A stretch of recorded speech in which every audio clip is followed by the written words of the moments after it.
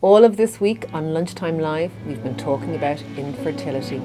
We wanted to shine a spotlight on this because no one ever discusses it. We heard from so many of our listeners who shared their experiences with us. We heard stories of miscarriage. I was so happy, I was just so excited. And then the following day, I actually started to bleed. So I actually started to lose the pregnancy the next day. We heard stories of loss.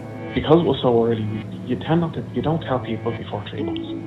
So nobody knew. It was kind of me and the wife, and that's it. Nobody else knew. You don't want to talk about it because it upsets her. She doesn't want to talk about it in case it upsets you, and no one talks about it. We heard stories of treatment. Compared to my parents' day, you're in your 30s now when you're doing the wedding babies, buying a house, rather than your 20s, and your body isn't catching up with that. We heard stories of grief. You'd get pregnant and there'd be the excitement and there'd be the, oh, what buggy will we go for? Or what names will we choose? And is it a boy, is it a girl? And then to have it just all disappear again. We heard stories from women and from men about what it was like to go that isolating road.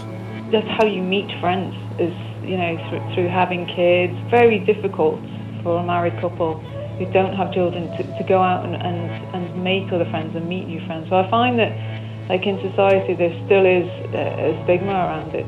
We heard stories of hope.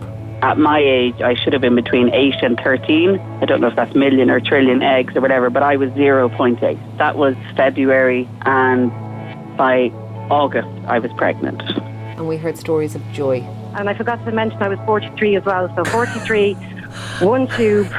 What are the odds? The best Christmas present I could ever have had. Unbelievable. And just listen to all those stories because I remember it all. I suppose miracles can happen. I'm proud of what we did on the show this week, and I think it was so important to highlight what is never talked about.